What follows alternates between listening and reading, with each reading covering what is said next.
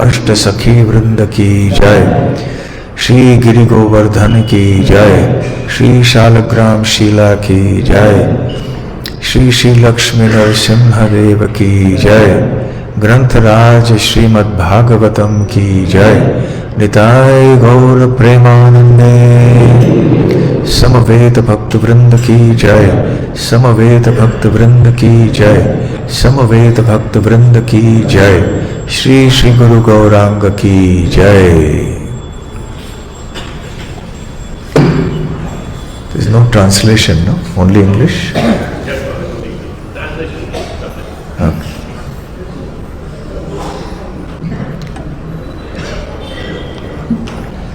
Om Namo Bhagavate Vasudevaya. Om Namo Bhagavate Vasudevaya. Om Namo Bhagavate Vasudevaya. Narayanam Namaskritya Naram Chaiva Narottamam Devim Saraswatim Vyasam Tato Jayamudirayet Nashta Prayeshva Bhadreshu Nityam Bhagavata Sevaya Bhagavati Uttama Shloke Bhaktir Bhavati Naishtiki.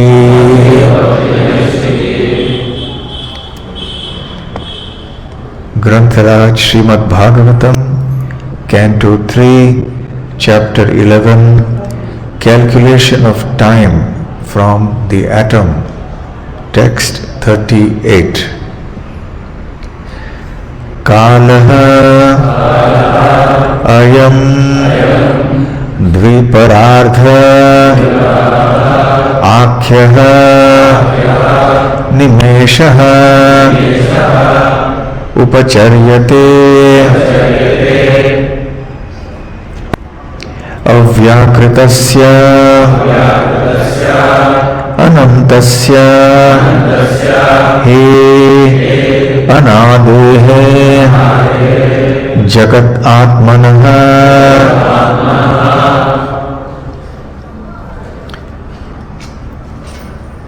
Kaloyam Dviparardhakhyo Nimesha Upacharyate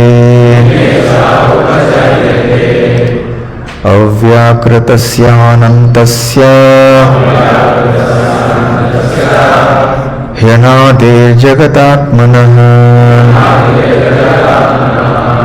Kaloyam Dviparadhakhyo Nimesha Upacharyate Avyakritasyanantasya Hyanade Jagatatmanaha Kaloyam Dviparardhakhyo Nimesha Upacharyate Avyakritasyanantasya Hyanade Jagatatmanaha.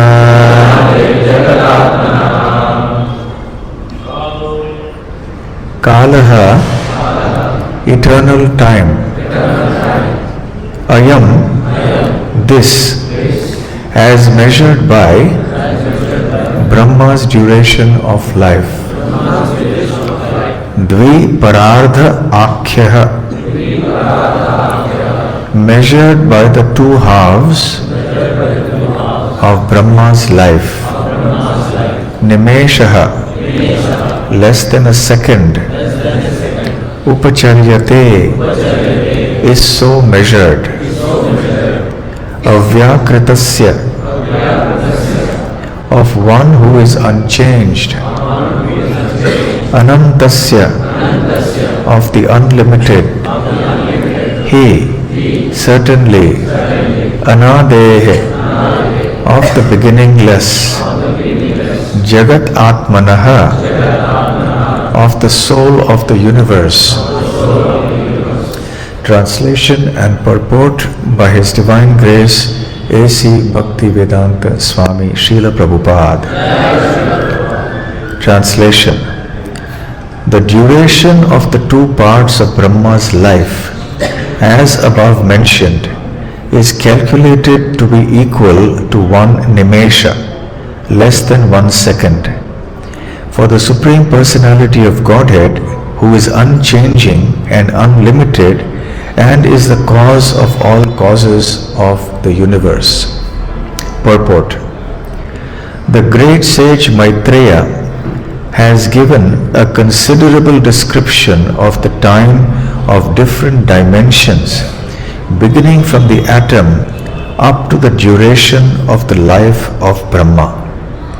Now he attempts to give some idea of the time of the unlimited personality of Godhead. He just gives a hint of his unlimited time by the standard of the life of Brahma. The entire duration of the life of Brahma is calculated to be less than a second of the Lord's time. And it is explained in the Brahma Samhita, chapter 5, text 48 as follows.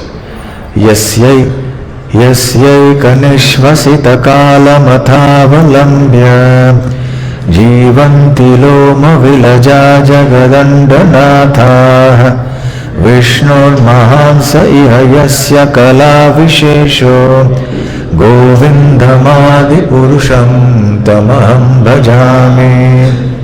Our worship Govinda, the Supreme Personality of Godhead, the cause of all causes, whose plenary portion is Mahavishnu.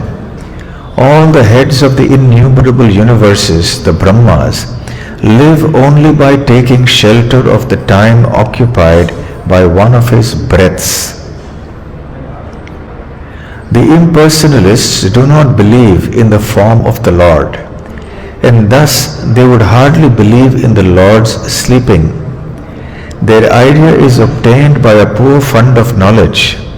They calculate everything in terms of man's capacity. They think that the existence of the Supreme is just the opposite of active human existence. Because the human being has senses, the Supreme must be without sense perception. Because the human being has a form, the Supreme must be formless. And because the Supreme Being sleeps, or because the human being sleeps, the Supreme must not sleep. Srimad Bhagavatam, however, does not agree with such impersonalists. It is clearly stated herein that the Supreme Lord rests in Yoga Nidra, as previously discussed. And because he sleeps, naturally he must breathe. And the Brahma Samhita confirms that within his breathing period, innumerable Brahmas take birth and die. There is complete agreement between Srimad Bhagavatam and the Brahma Samhita. Eternal time is never lost. Along with the life of Brahma, it continues. But it has no ability to control the Supreme Personality of Godhead because the Lord is the controller of time. In the spiritual world, there is undoubtedly time, but it has no control over activities. Time is unlimited, and the spiritual world is also unlimited, since everything there exists on the spiritual plane. Om Ajnanatimirandhasya Jnananjanashalakaya Chakshurunmilitam Yena Tasmai Shri Gurave Namaha. Shri Chaitanya Manobhishtam Sthapitam Yena Bhutale Swayam Rupa Kadamahyam Dadati Swapadantikam. Vandeham Shri Guru Shri Yuta Padakamalam Shri Gurun Vaishnavamscha Shri Rupam Sagrajatam Sahagana Raghunathanvitam Tam Sajivam Sadvaitam Savadhutam Parijana Sahitam Krishna Chaitanya Devam Shri Radha Krishna Padam Sahagana Lalita Shri Vishakhanvitamscha Namo Om Vishnu Padaya Krishna प्रेष्ठाय भूतले श्रीमते भक्ति वेदांता स्वामिनिति नामिने। नमस्ते सारस्वते देवे गौरवाणी प्रचारिणे निर्विशेष शून्यवादी पाश्चात्य देशतारिणे।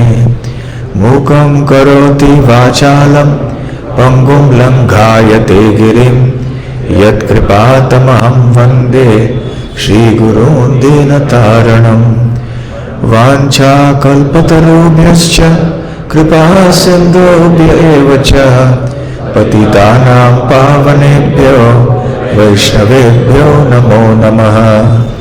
नमो महावदान्याय कृष्ण प्रेम प्रदायते कृष्णाय कृष्ण चैतन्य नामने गौरत्विषे नमः।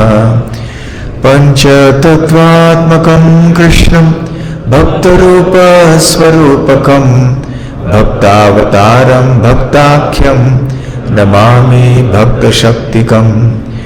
आराध्यो भगवान् व्रजेशतनयस् तद्धाम वृन्दावनम्।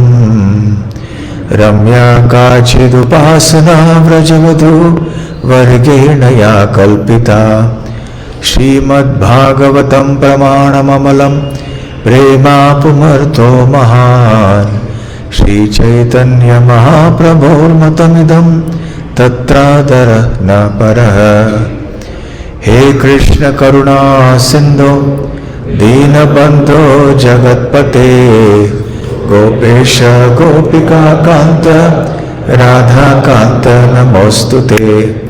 तप्त काञ्चन गौरांगी राधे वृन्दावनेश्वरी वृषभानुसुते देवी प्रणमामि हरिप्रिये। जय श्री कृष्ण चैतन्य प्रभु नित्यानंद श्री अद्वैत गदाधर श्रीवासादि गौर भक्त वृंद। हरे Krishna Krishna Krishna Hare Hare Hare Ram Ram Ram Hare Hare. Can we remove this? Hare Krishna. I am extremely happy to be here in Shri Shri Radha Govindaji Ashtasakhi temple in Shri Tirupati Dham. I am coming here after several years, and it is always a matter of great inspiration for me to not only see the magnificent deities and the gorgeous temple and the beautiful decorations of flowers and other things here, but also to see all the enthusiastic, sincere, humble, devoted devotees and the exemplary leadership and example set by His Grace Revati Raman Prabhu and also his good wife Bhaktika Mataji.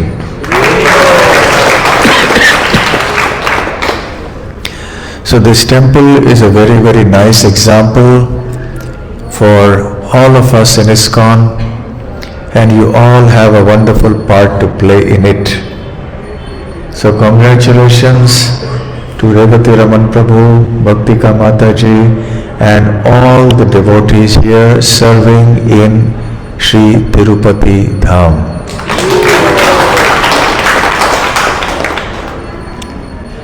Today's subject is time. It is a subject that we are conscious of at every moment, because we are all the time bound by time. Even our daily activities, our routines are bound by time. The Bhagavatam class here is at 6:30 a.m. so we have to be here sharp at 6:30 a.m. We have to be conscious of time. We have to be conscious of when we are waking up when we go to sleep, when we take our prasadam, when we chant our japa, when we have to meet somebody.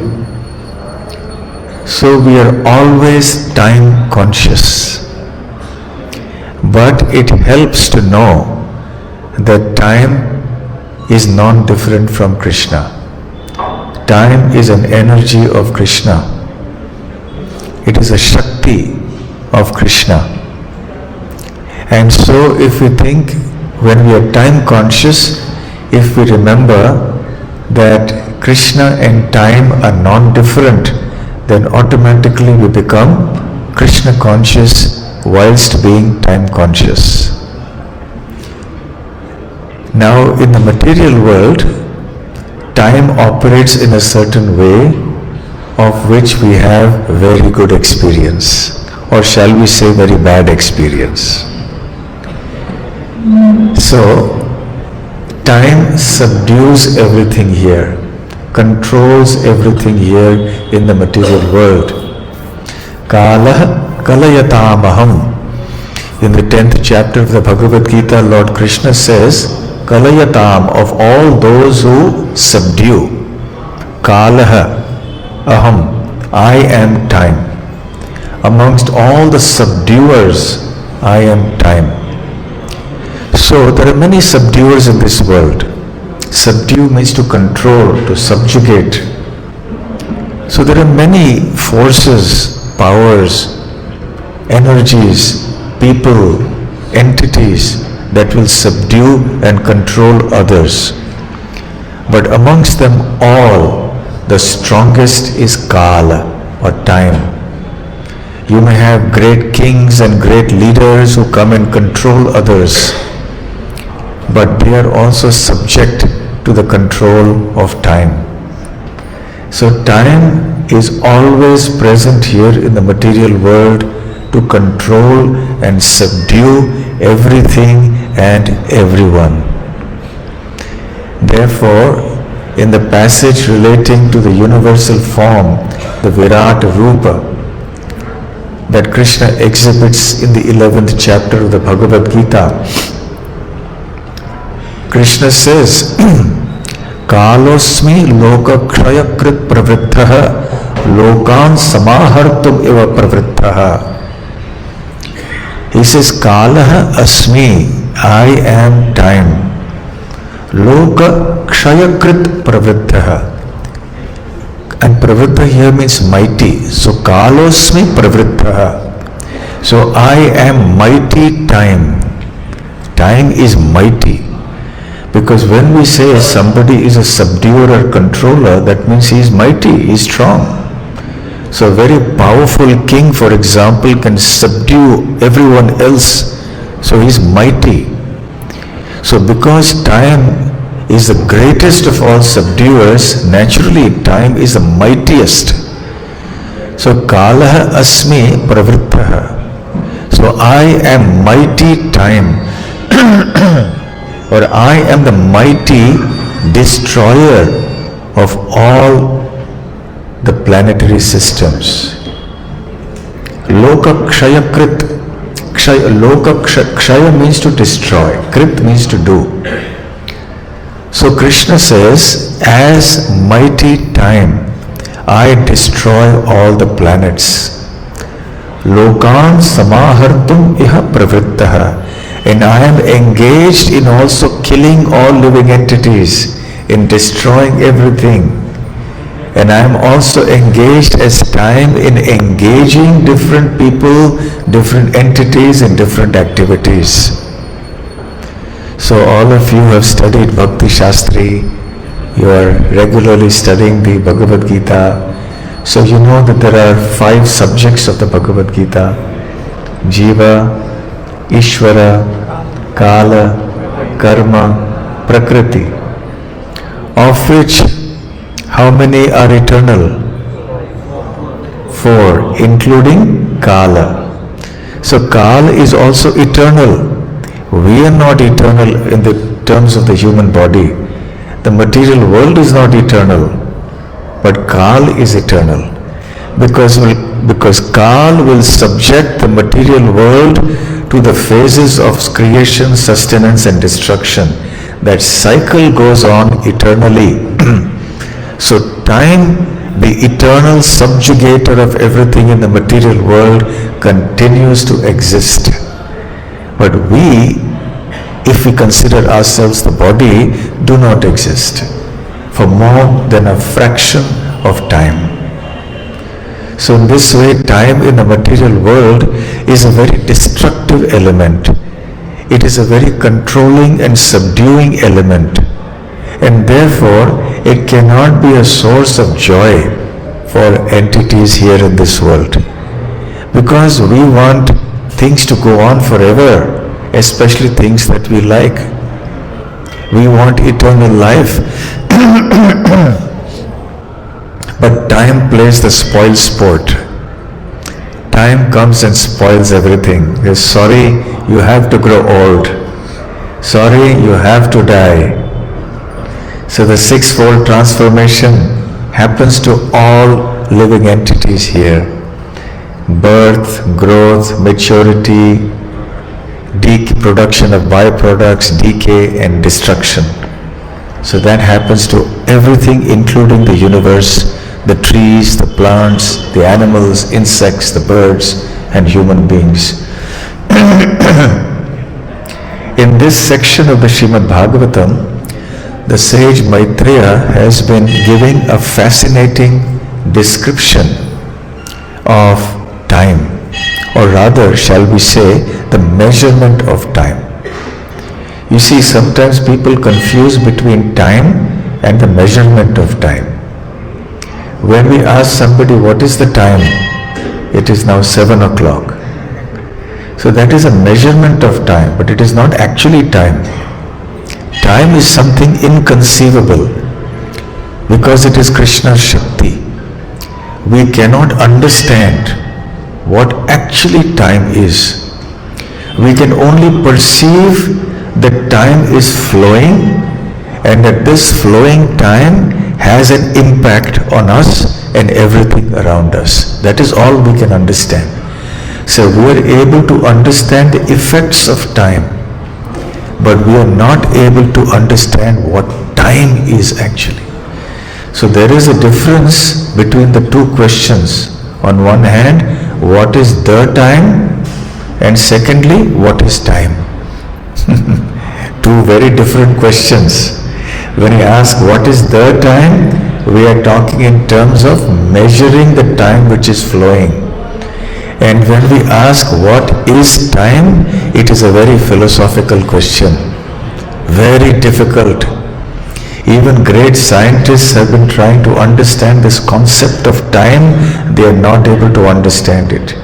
They may speak in different terminologies about time being the fourth dimension and so on and so forth. But actually, what is it that is time? Very difficult. Today's modern science cannot even understand what is Prakriti, what is matter. Very hard to understand. We understand the gross form of matter. We are experiencing it, our body, this microphone, this table, this air, the water. These are the gross forms of matter that we experience. But what actually matter is very hard to understand, not conceivable. We may speak in terms of atoms and so on, but not easy. So similarly, time as a concept, as a phenomenon, is impossible for the human mind to conceive. Suffice it to say that time, being an energy of Krishna, is non-different from Krishna. So therefore we just accept like that. So the flowing of time is irreversible in this material world. Once we have grown, we cannot go back to our youth or our childhood. Like a unidirectional arrow, it is flowing in one way only. Once an arrow is released from a bow, then the arrow cannot return. It will just keep going in the direction in which it is released or shot. So time is like that, inexorable, unavoidable. You have to be subject to the flow of time. Like when a mighty river is flowing, its current is so strong, even the strongest swimmer will not be able to flow against the current. He will just get swept away in the direction of the current. So similarly, the greatest of mighty conquerors cannot go against the flow of time. They will be carried away by the flow of time. So in terms of measurement of time, because at a practical level that is so important for us, the measurement of time. We cannot live our lives without having some form of measurement of time. Even in the days when they did not have clocks like we do, they had other forms of clocks, by the way, but not sophisticated forms like ours. Still, they had a very evolved conception of time. And people think that the ancient people didn't have knowledge or understanding of such subjects, but we can see from the Srimad Bhagavatam what an elaborate description of time and its measurement. Right from the micro measurement going down to the atoms, right down to the macro measurement of the cosmos or the cosmic manifestation. The entire range of measurement of time has been described by Maitreya Muni here in the Srimad Bhagavatam. The smallest measurement of time is the truti, that is described as the time for combination of two paramanus or the anu, which becomes an anu, and then these anus combine in certain ways in a chemical reaction, and that time is called a truti, and then you go on and on. And so many descriptions of different categories of time have been explained by Maitreya Muni here in this section. And then we have what we will call, let us say, an hour, we have a day, we have so many things. But let's start with a muhurta. Now there are different definitions of a danda or a muhurta. We often talk of danda in terms of 24 minutes.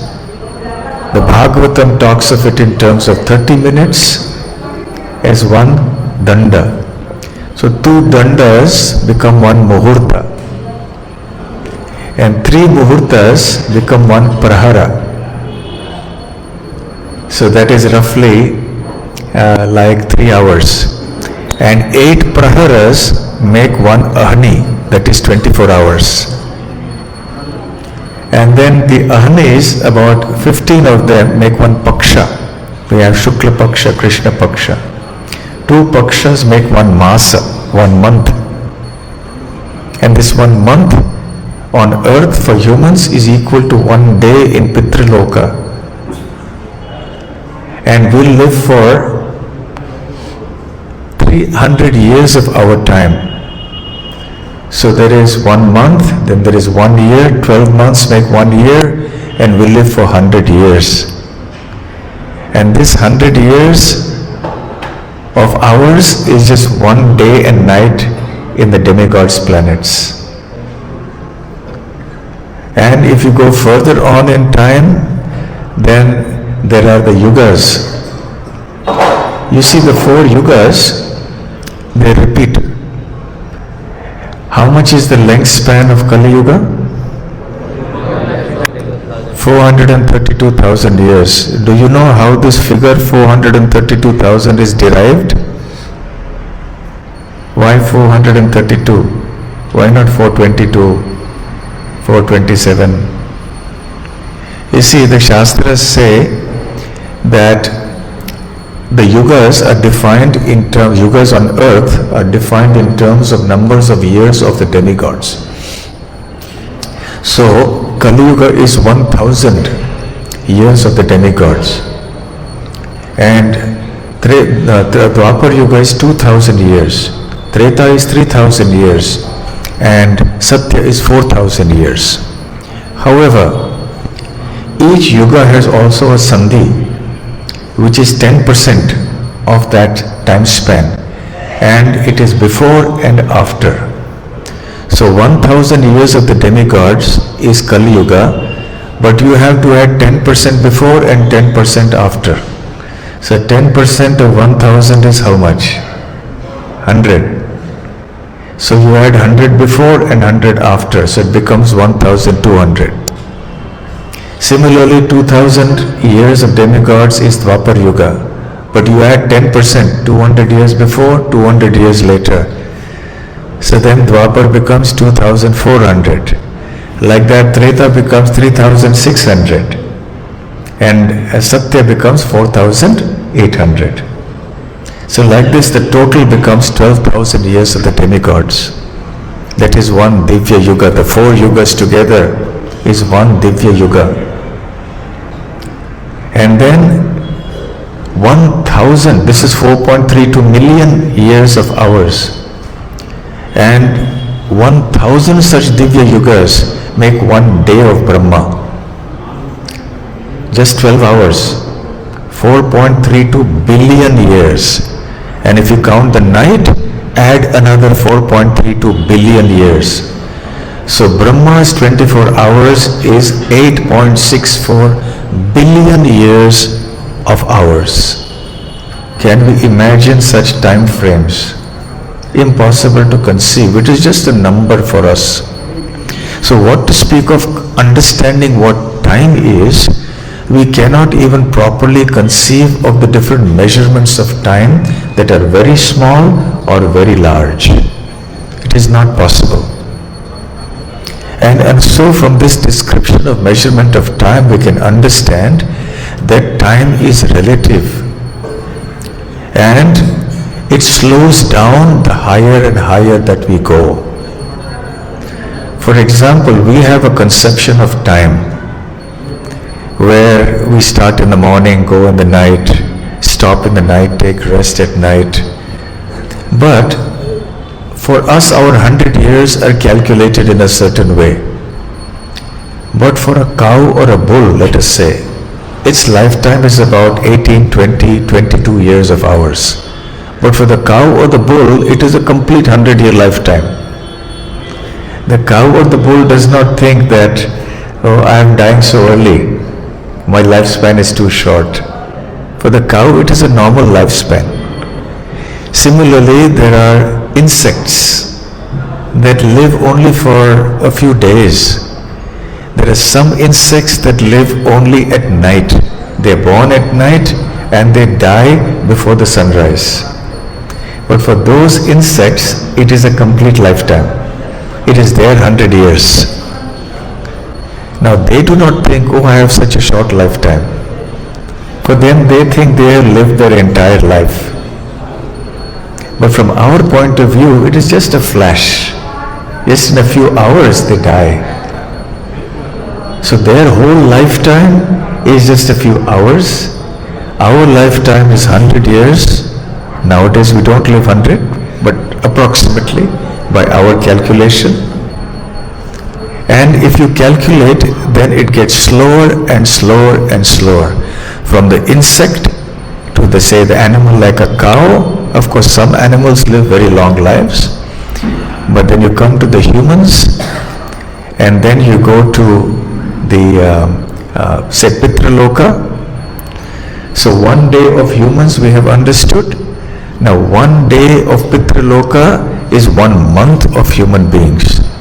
1 day of the Swargaloka is actually 360 days or 1 year of the human species on earth. Similarly, how much is 1 day of Brahma, day plus night? 8.64 billion years. And imagine what is Brahma's lifetime. If Brahma's 24 hours is 8.64 billion years, and he has 360 days in the year and 100 years, so Brahma's lifetime works out to 311 trillion years. We cannot even understand such a number. It is only a number for us, but it is so vast. And in this verse we are told Brahma's life has 2 halves, which are called parardha. The first 50 years and the second 50 years. Each of which is approximately 155 trillion years. So, in our Brahma's lifetime, he has finished 50 years. Very recently he celebrated his 50th birthday. And he has stepped into his 51st year. This is the first day of his 51st year. So a full parardha is still remaining. So both these parardhas together are one lifetime of Dharma. 311 trillion years.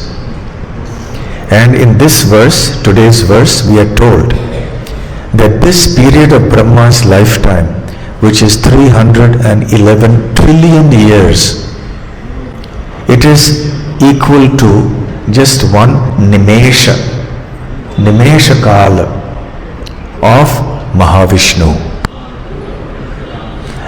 The Supreme Lord, from the pores of whose skin the different universes emanate. One nimesha is basically the time taken for the blinking of an eye. We just blink an eye, we do it so many times.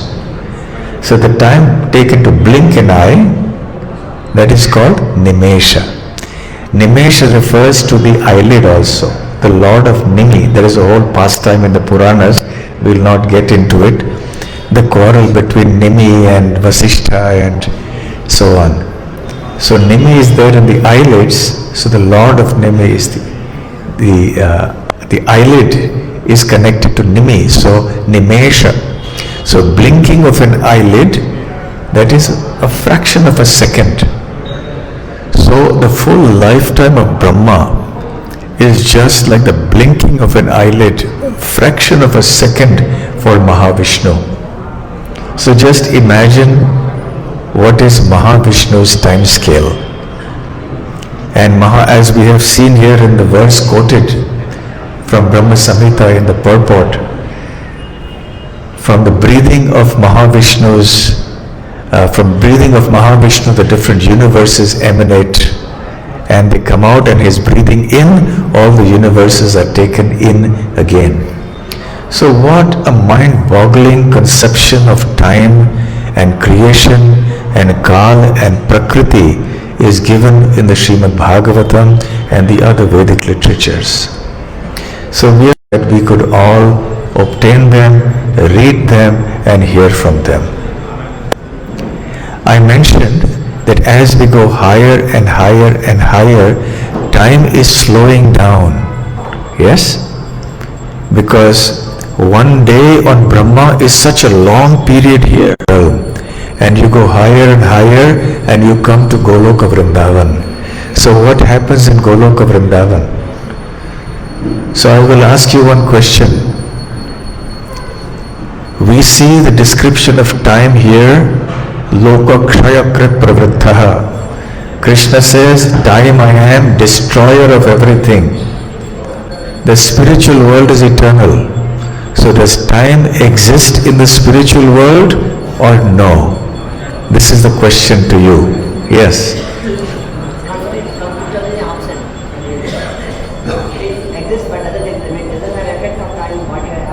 Okay, time exists, but its effects as we see in the material world do not exist there. Very correct. You want to say? It doesn't have its deteriorating, the degrading factor.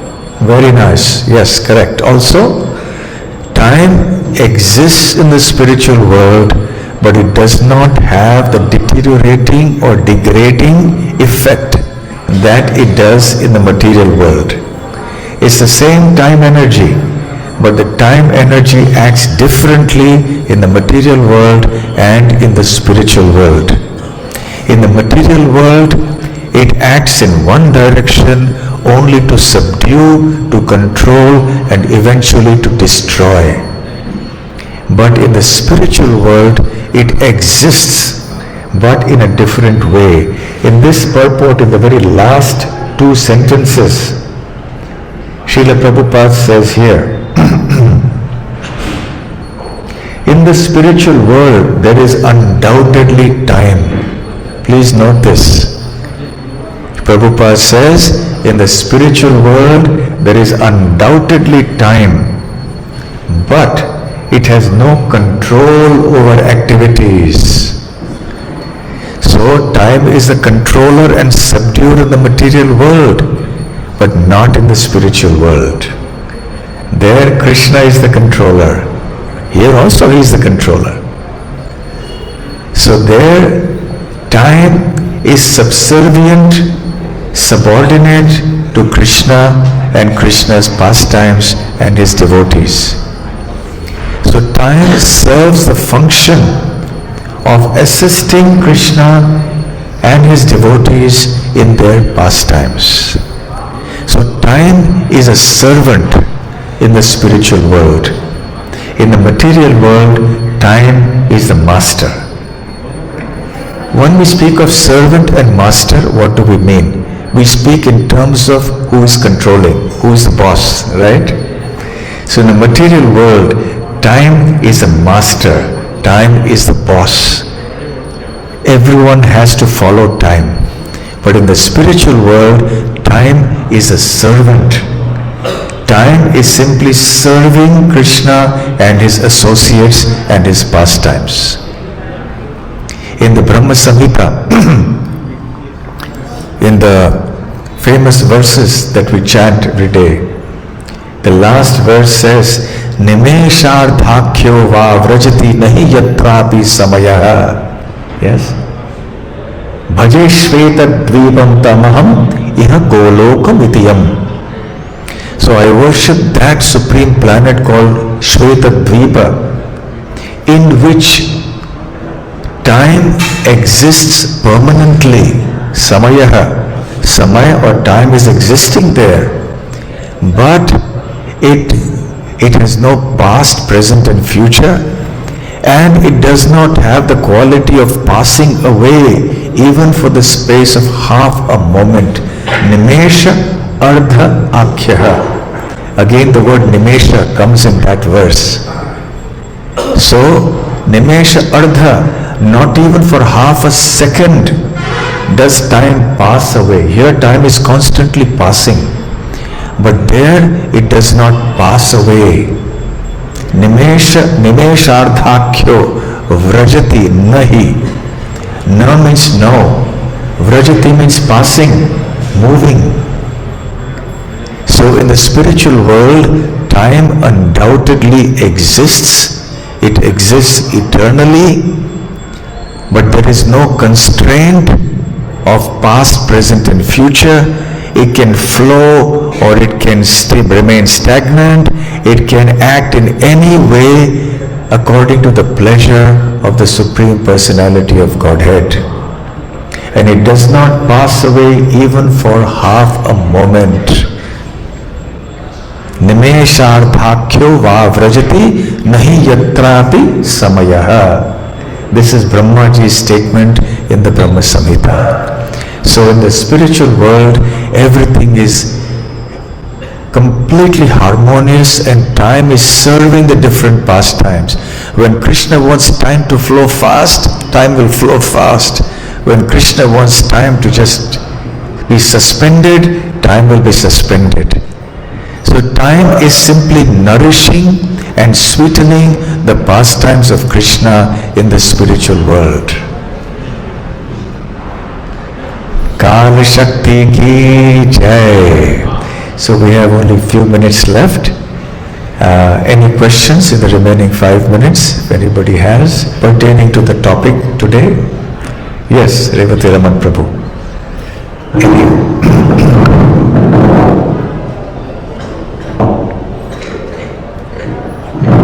Thank you, Maharaj, for such a nice wonderful class.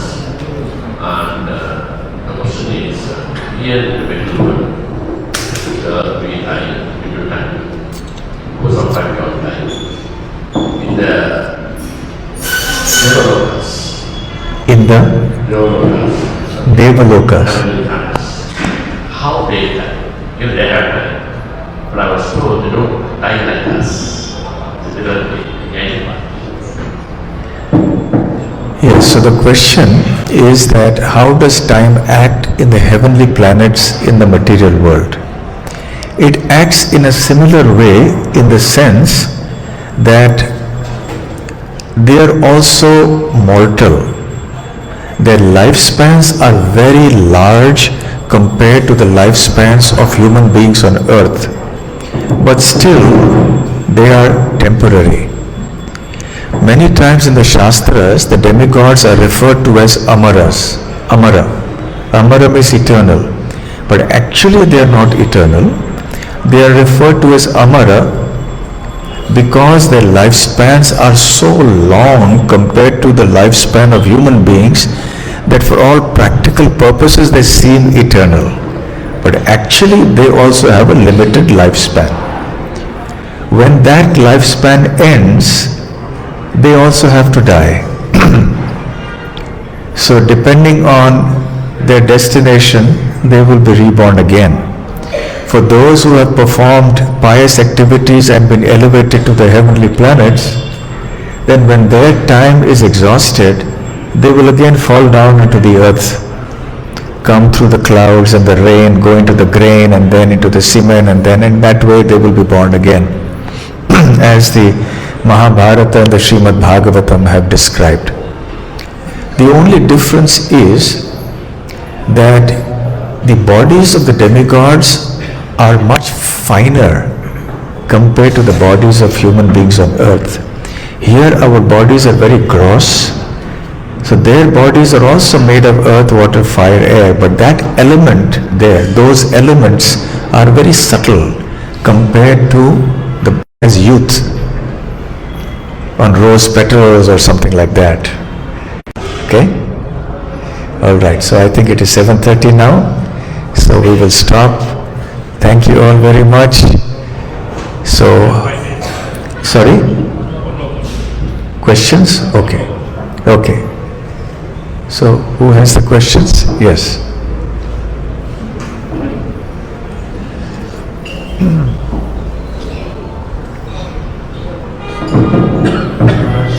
My question is, when we understand the different aspects of time, Keep it closer.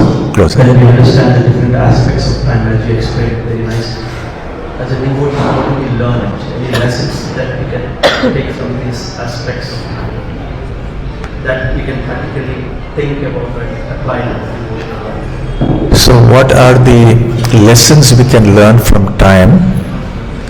Many lessons. One, that we are under the control of time, so all our plans eventually are going to get destroyed, and time will destroy our bodies also. Number one. Number two, that we have, because time is going to destroy us and we are here in this human life, therefore we should utilize this time very nicely in Krishna's service. Kalam nayedakhilam ityukta upadesha saram. So Rupa Goswami has said that akhilam kalam, the entire time that we have available to us should be utilized. The nama rupa charitadi sukirtanano smrityo kramena rasana manasi niyojya, right? Nectar of instruction. So we should utilize all our time in hearing and chanting about Krishna and so on and so forth. So we make good use of our time, because time is invaluable, especially in human life, and when it passes, it is gone, it doesn't come back. So these are the two lessons we can learn, and we can conclude with a shloka that is relevant to your question, or maybe two verses, where one verse, since we are short of time, where from the Srimad Bhagavatam we see that one who chants the name or the glories of Krishna is not subject to the effects of time, because otherwise for everybody, with every passing sunrise and sunset, one day of life is diminished. Anybody knows that verse? Very nice. All of you are very great scholars. Ayur harati vaipumsam udyan astam chayan asau tasyarti yatkshano nita uttama shloka vartaya. So for ordinary living entities, every rising and setting of the sun makes one closer to death. It diminishes the duration of life. But for one who is engaged in Uttama Shloka Varta, in discussions and hearing and chanting about Uttama Shloka Krishna, one transcends time. Not in the sense that the body will not be destroyed, or not in the sense that time will not flow for us as we live here, but in the sense that after we die, or the body is destroyed, we will not have to be reborn again in the clutches of time again. We can be promoted to the spiritual world, where we will be free from the destructive effects of time. Okay? Hare Krishna.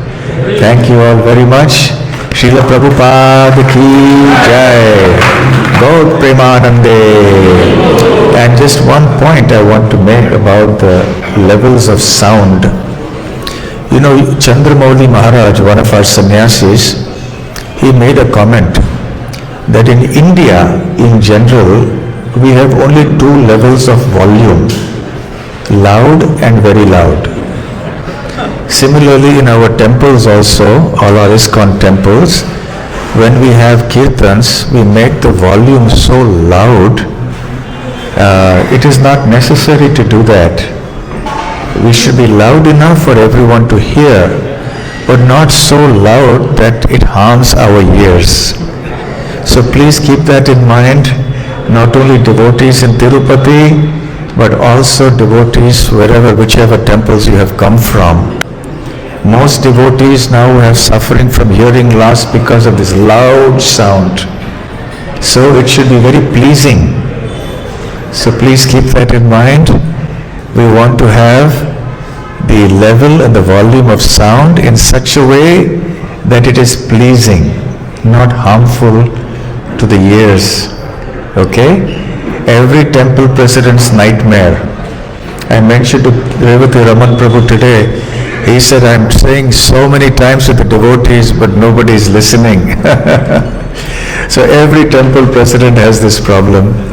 So kindly cooperate and see that the sound volumes in the kirtan are regulated.